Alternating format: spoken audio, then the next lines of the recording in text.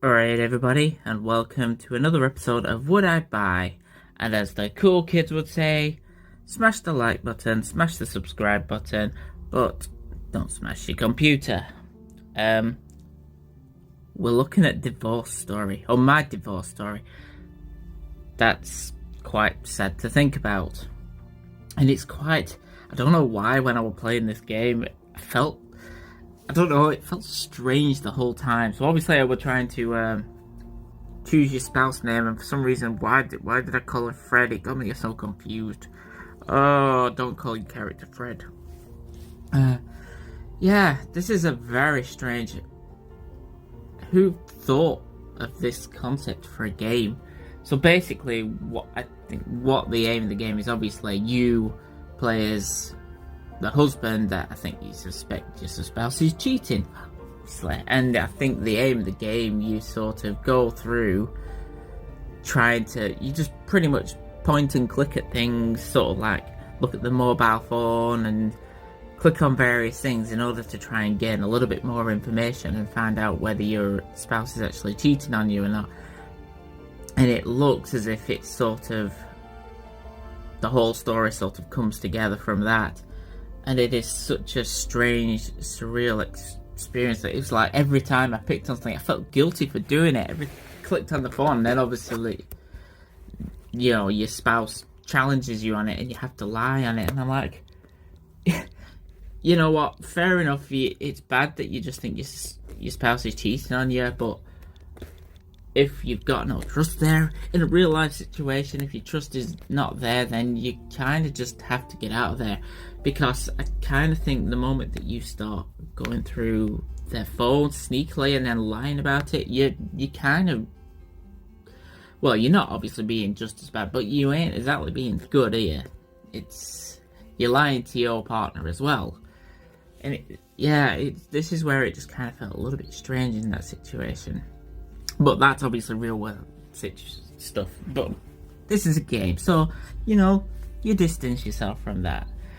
And in terms of the quality of the game, it's a very simple game. It's not an expensive game, and for what it is, for the price, it's. I had fun with it in a very weird, morbid type of way. So it was just pretty much you either stop. I kind of like. I think it was because I like the animation.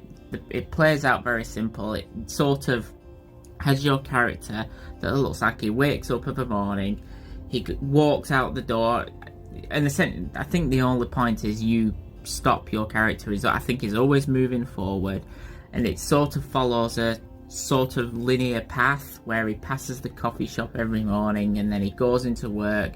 And I think it's sort of an artistic impression of, following this guy through his day-to-day life. So obviously he gets his coffee in the morning, goes to work, comes home, and in between you can obviously click on certain objects where you find out a little bit more. Like, as I say, you're checking out the phone or you're checking out the mail every morning to find out certain information.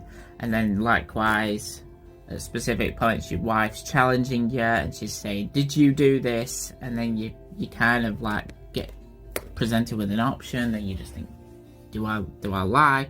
Do I tell the truth? And that sort of stuff. And it was a little bit strange.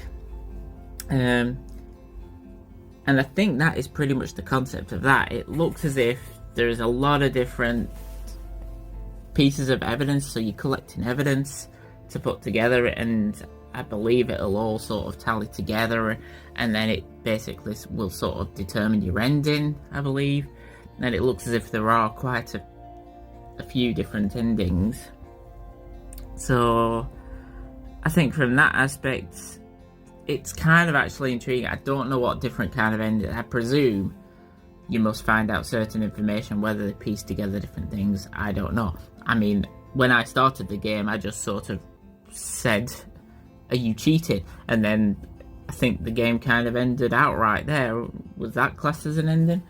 Where she just pretty much left me on the spot. But to be fair, if yeah, I don't know. I don't know where I would go with that, but yeah. So it seems like you gather different pieces of evidence and it all sort of tallies together. I kind of like how it has a screen of, I think, of all the different evidence that you have found, and it also sort of displays a silhouette of evidence that's still there to find, like pieces of evidence.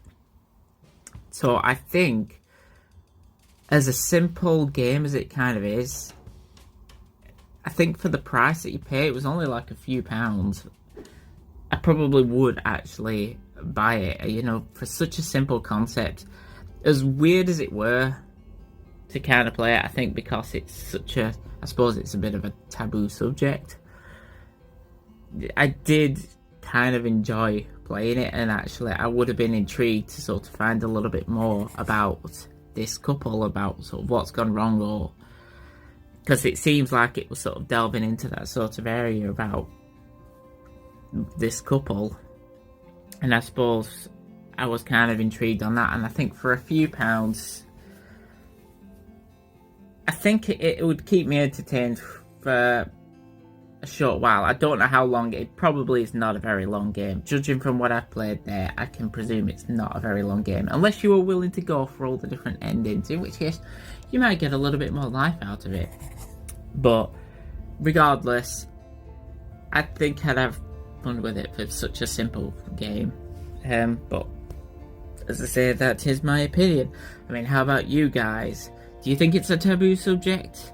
Have you played it? Have you bought it? You know, could you wait for it, or you're not bothered about it at all? Especially with it being such a strange concept. But yeah, as always, I will leave it at that. So until then, I will see you guys on the next one. Laters.